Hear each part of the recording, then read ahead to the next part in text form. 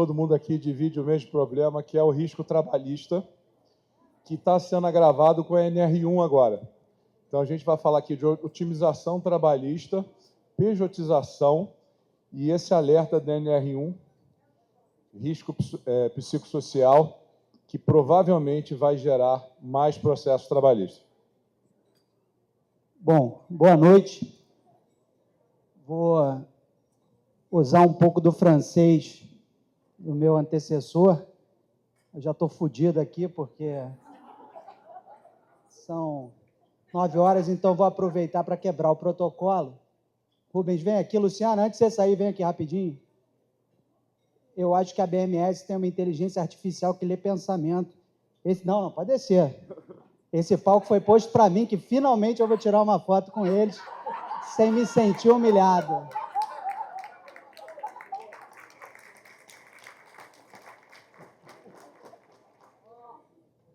Doutor Rafael é o melhor advogado do Brasil na questão de pejotização e N outras questões.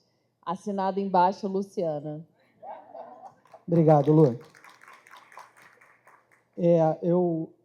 Tá com o slide? Eu não estou com o...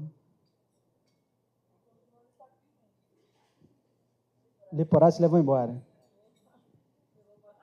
Levou para a tardezinha. Quase que eu cometo uma gafe agora com o nome do evento.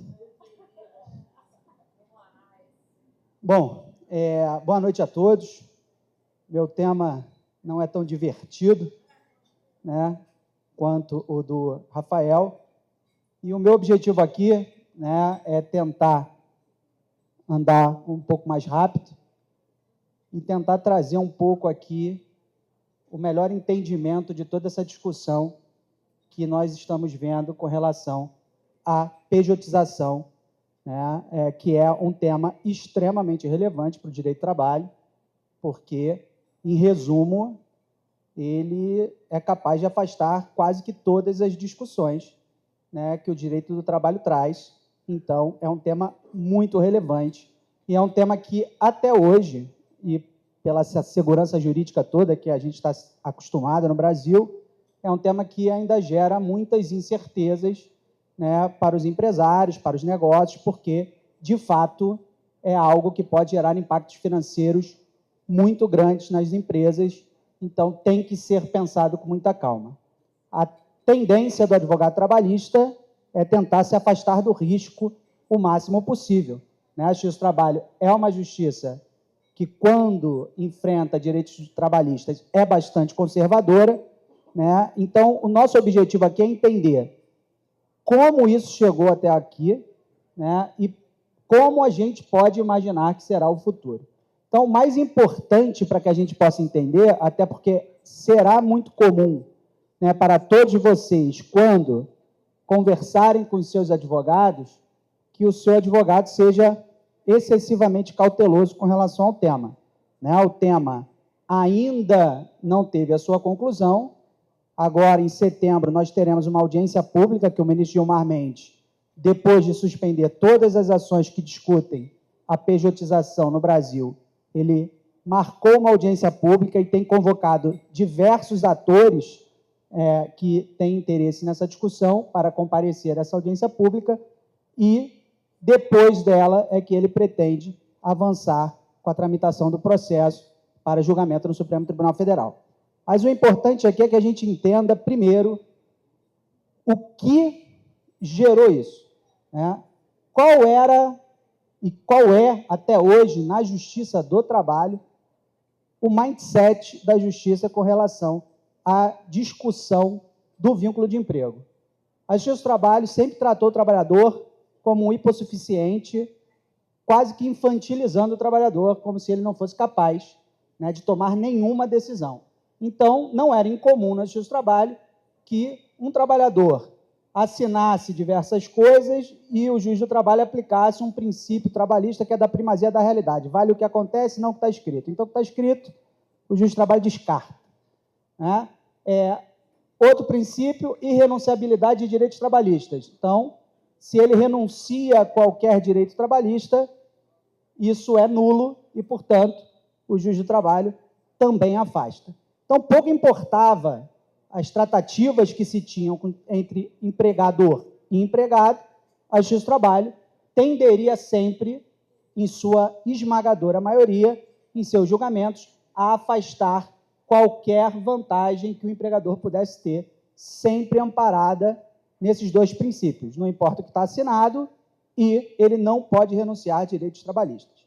Com relação à questão específica do vínculo de emprego, o entendimento sempre foi o seguinte: o empregado é aquele que trabalha com 4 elementos: habitualidade, subordinação, onerosidade e pessoalidade. Então, qualquer trabalho prestado desta forma geraria a relação de emprego. E a Justiça do Trabalho sempre entendeu o seguinte: a Justiça do Trabalho, a relação de emprego é a regra. Não ser uma relação de emprego é uma exceção. E isso gerava sempre o entendimento de que qualquer relação de trabalho que não fosse de emprego, presumidamente seria fraudulenta. E caberia ao empregador demonstrar em juízo que existiu uma razão excepcional para gerar aquela relação de forma diferente da relação de emprego. O que o Supremo começou a construir? Um entendimento que muda essa premissa. Ele passou a entender e vem entendendo sistematicamente, desde antes disso, que essa premissa não tem base legal. Dizer que a relação de emprego é prioritária não tem base legal, é uma invenção.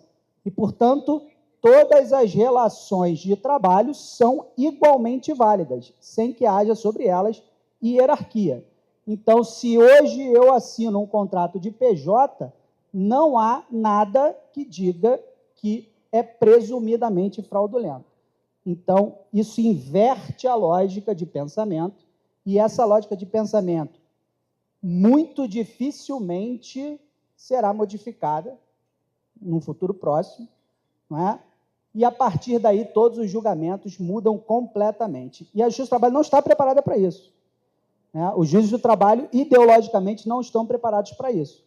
Eles continuam, agora pararam por conta disso, mas continuavam, mesmo após diversos julgados do Supremo Tribunal Federal, entendendo que não há essa presunção, eles continuavam afastando sobre os mesmos fundamentos, de que tinha que ser de emprego, de que o empregador tinha que demonstrar qual foi a excepcionalidade que gerou essa diferença nesse relacionamento.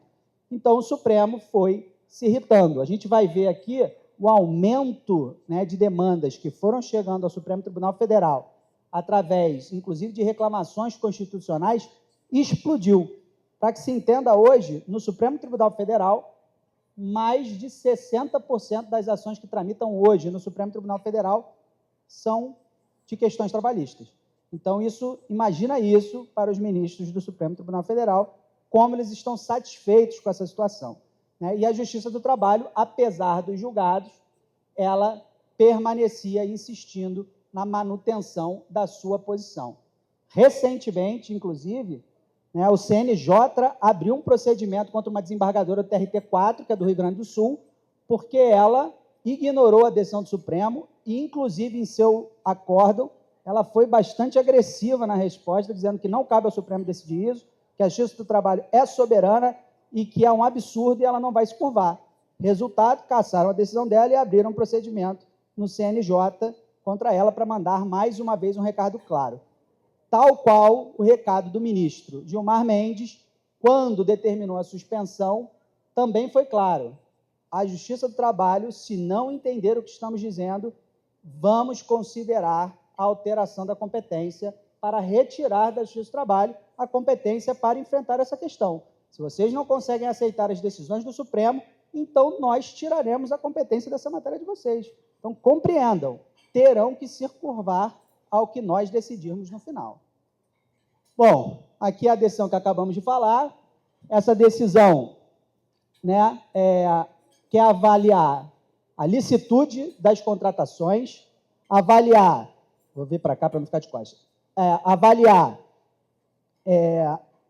a determinação do ônus da prova. Por que do ônus da prova? Como eu disse antes, como se presumia fraudulenta, o ônus de provar que aquilo era válido era do empregador. Com a mudança de entendimento, se inverte isso.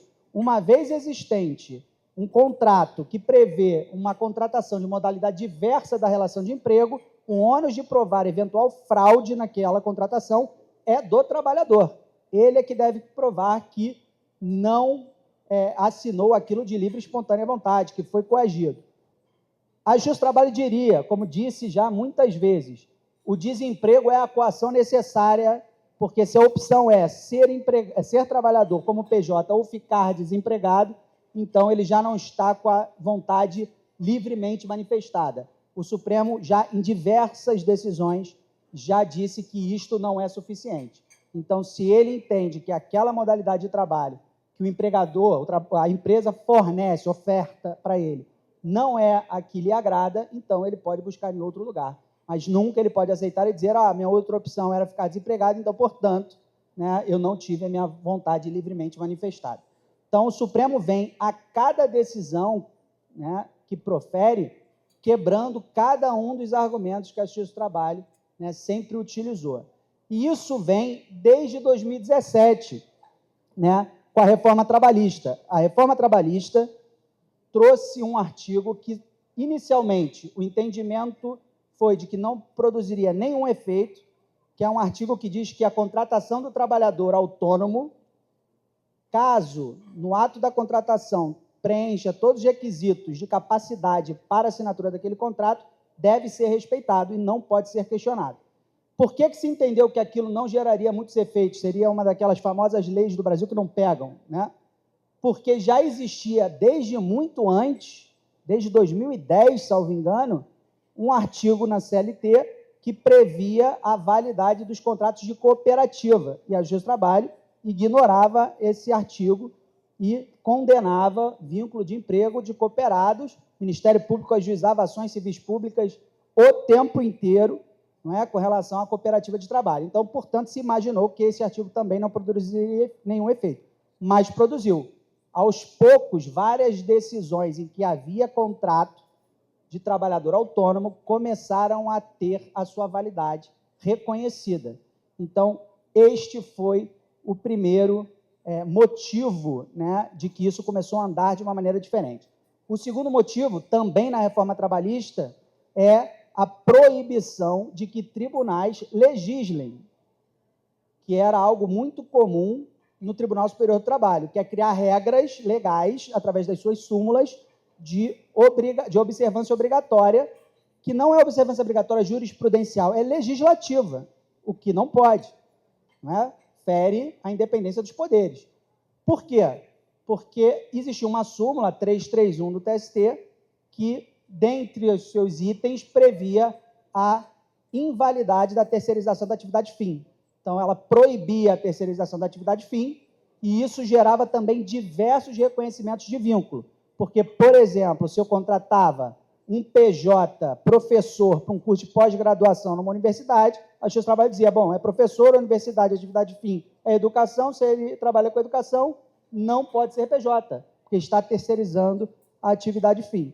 Então, este foi também, terceirização da atividade fim, um dos grandes fundamentos de reconhecimento de vínculo de emprego. E aí é engraçado, porque, recentemente, eu vi um manifesto do Ministério Público do Trabalho, onde eles diziam que estão confundindo conceitos. Terceirização de atividade fim e pejotização são coisas absolutamente diversas. De fato são, era o que a gente sempre disse na defesa. Não é? Mas eles agora querem afastar a discussão que eles sempre usaram como base para ter o reconhecimento dos vínculos. Bom, como eu disse, né, volume expressivo de demandas chegando ao STF, descumprimento das orientações, insegurança jurídica, sobrecarga do STF, pensando que hoje nenhum ministro do STF é egresso da Justiça do Trabalho. Nenhum. Nós tivemos dois, que era o Marco Aurélio e a Rosa Weber, os dois aposentados. Né? A previsão aí, nós temos aí nos próximos anos pelo menos 3 vagas, né, por aposentadoria. Ministro Fux, Carmen Lúcia e Gilmar Mendes se aposentam nos próximos anos. Não é? Então, há, né, uma sensação de que algum novo ministro do Supremo virá da Justiça do Trabalho, mas com todas essas questões e conflitos que o Supremo Tribunal enfrenta hoje, né, não sabemos se, de fato, eles vão querer ter esse tipo de equilíbrio lá ou se eles vão querer as vagas, né, para outras questões que hoje estão muito mais, né, em discussão. Bom, o objetivo do Supremo é prevenção. O problema é segurança jurídica. A explosão de demandas no Brasil parte da insegurança jurídica.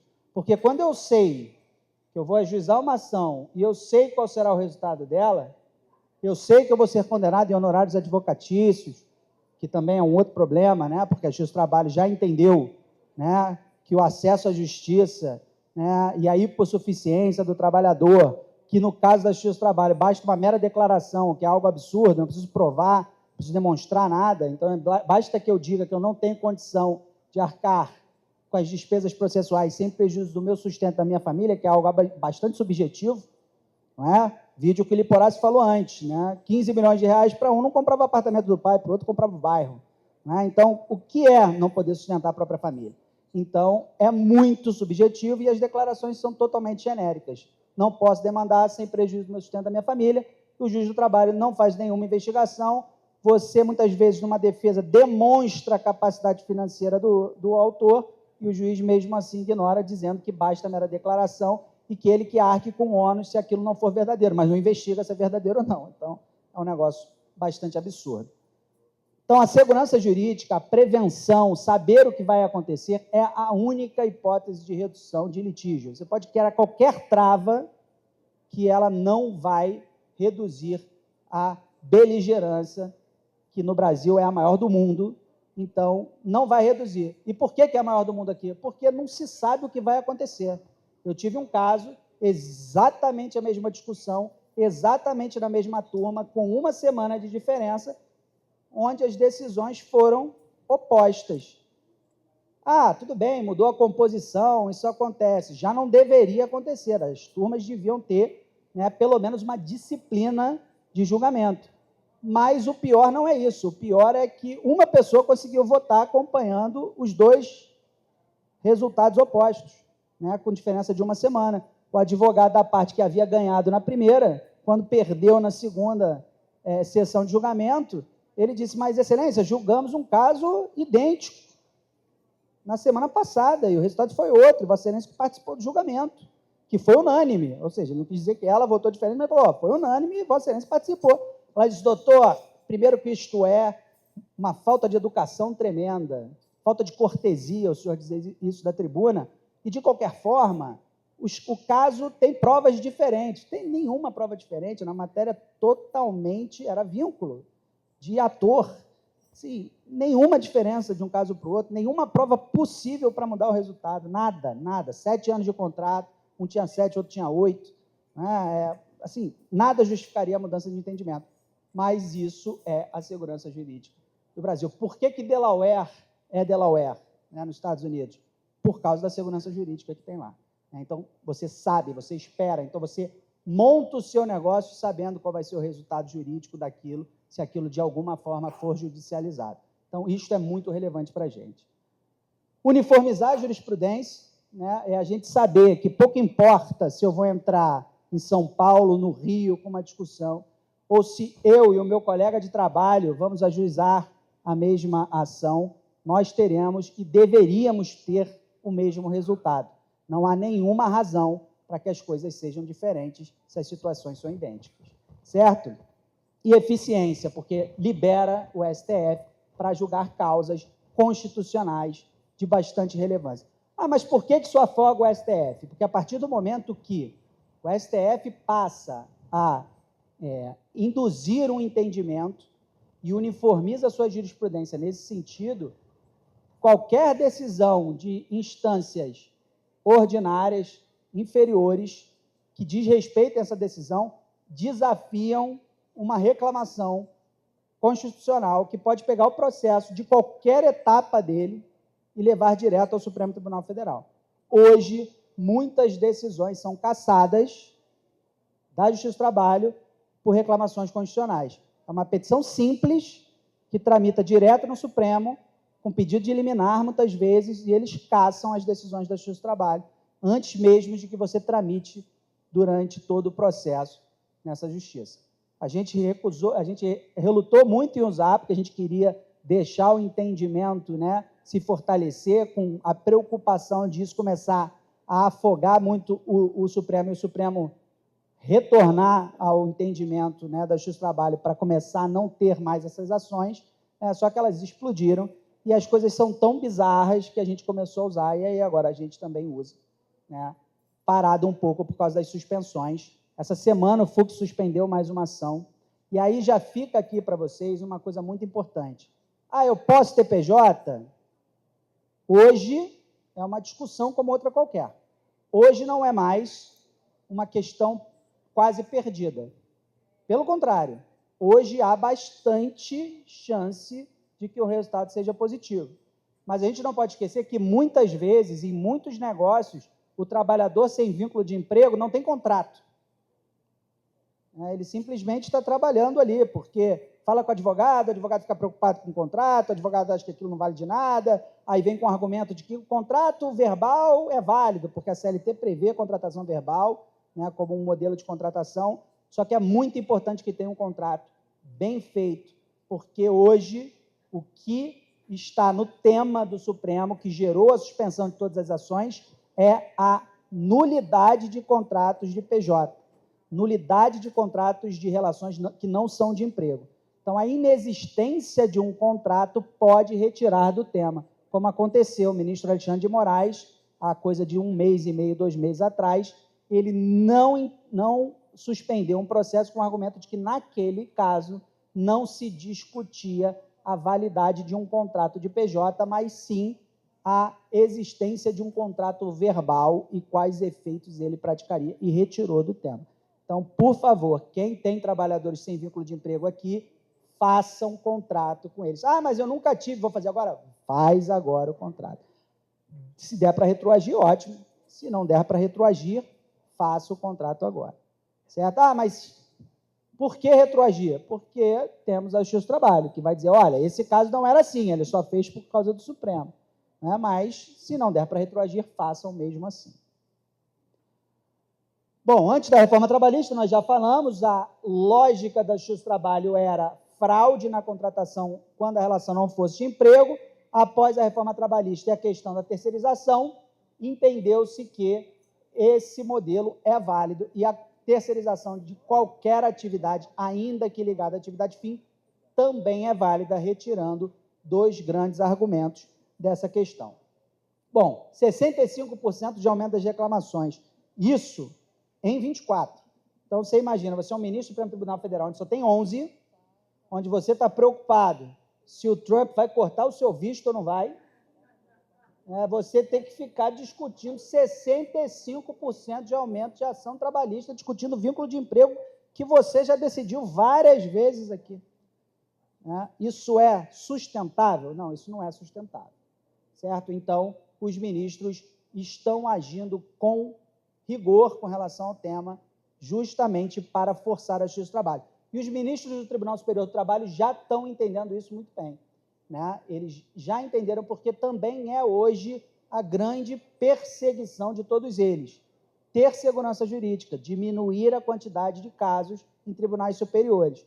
Hoje, existe um tour, não tão grande quanto o Tardezinha, mas existe um tour só de ministros de todos os tribunais, onde eles estão viajando o Brasil, falando em tribunais regionais, tribunais de justiça, sobre respeito aos precedentes das cortes superiores, porque o objetivo deles é convencer juízes e desembargadores a respeitar as decisões que eles proferem, para reduzir, assim, o número de ações que chegam lá. E todos os tribunais, cada um à sua maneira, têm editado teses repetitivas com decisões que têm o objetivo de impor que todos os julgamentos observem o resultado que foi tomado por aquela instância superior. 45% das decisões em 2023 já eram favoráveis. 21% estava reconhecendo isso também em 2023. 21% das decisões já reconheciam a validade da pejotização. Por quê? Porque ainda existiam alguns ministros que ainda entendiam que essa matéria, não que eles eram contra a pejotização, mas entendiam que não era a matéria que devia estar sendo enfrentada no Supremo Tribunal Federal, mas sim deveriam ficar no âmbito da Justiça do Trabalho.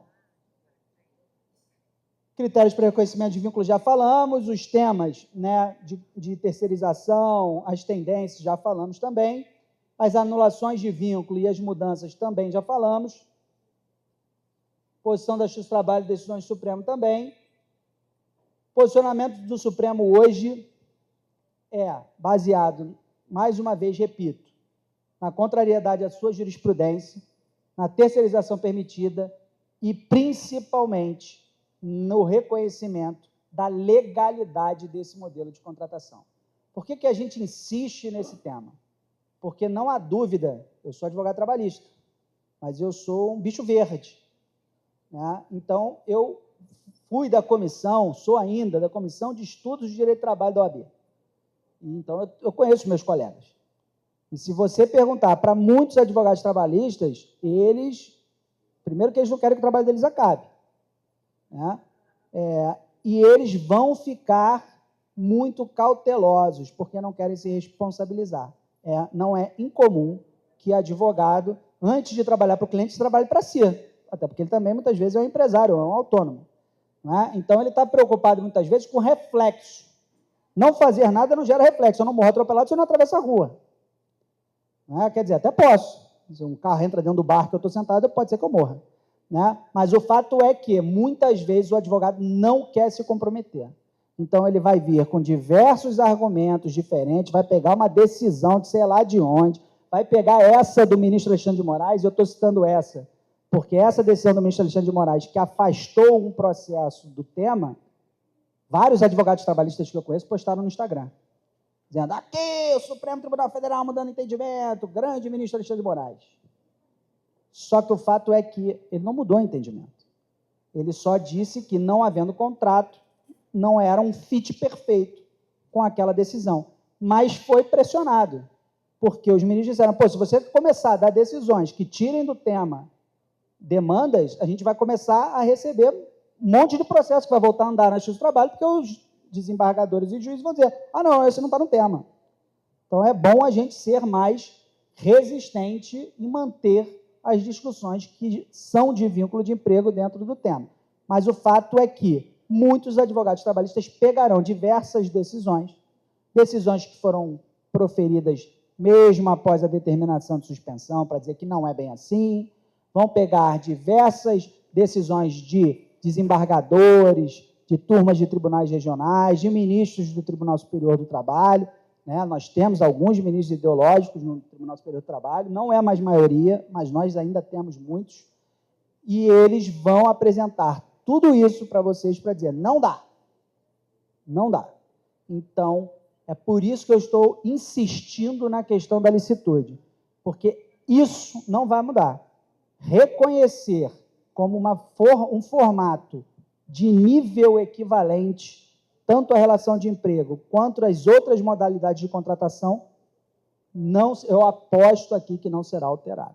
Porque, primeiro, o Brasil precisa, segundo, a geração Z não quer, não acredita no INSS, não quer CLT.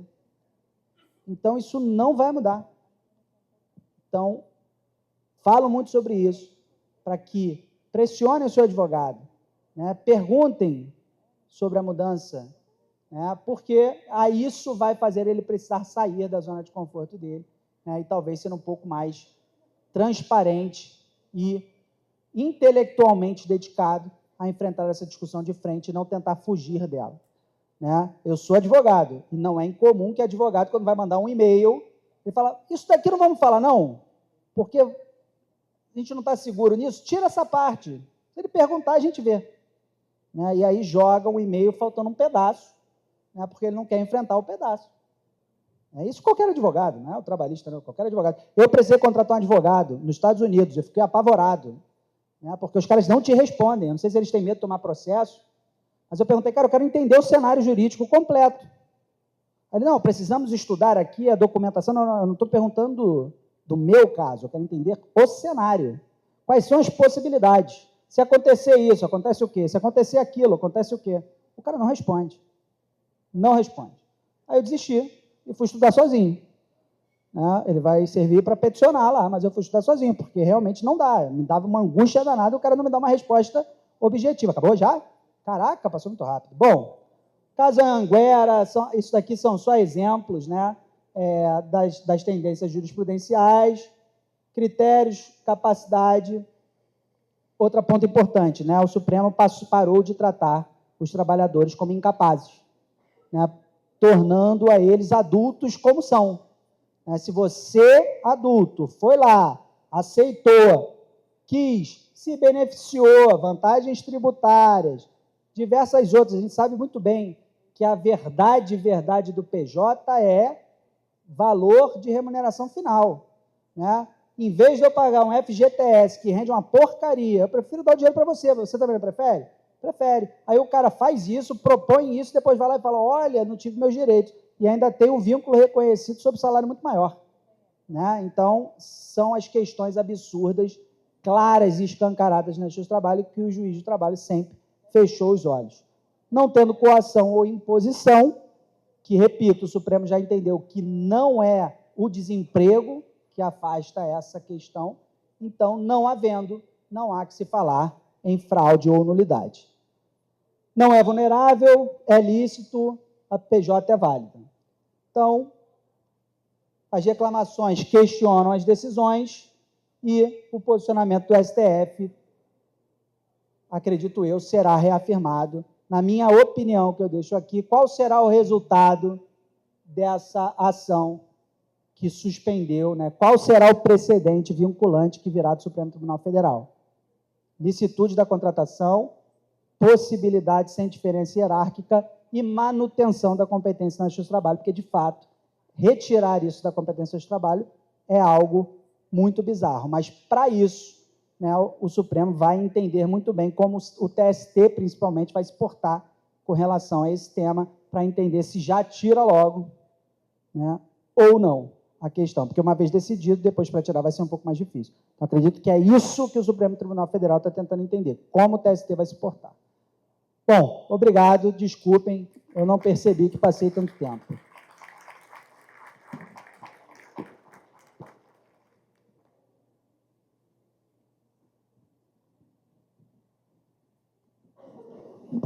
Não sei explicar isso aqui, não.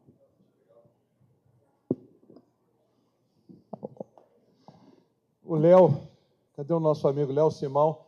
Léo, hoje a gente teve uma jornada cumprida, a gente acabou atrasando no início. Apresentar aqui o Léo Simão, é um craque também, ganhou 3 vezes como empreendedor do ano, um cara que já fez um layout de uma empresa super bem sucedida, e hoje é o livro que a gente dá livro é que nem dá meia no Natal, né? Sua avó dá meia, né? Mas é um livro que eu abro todo dia para ler,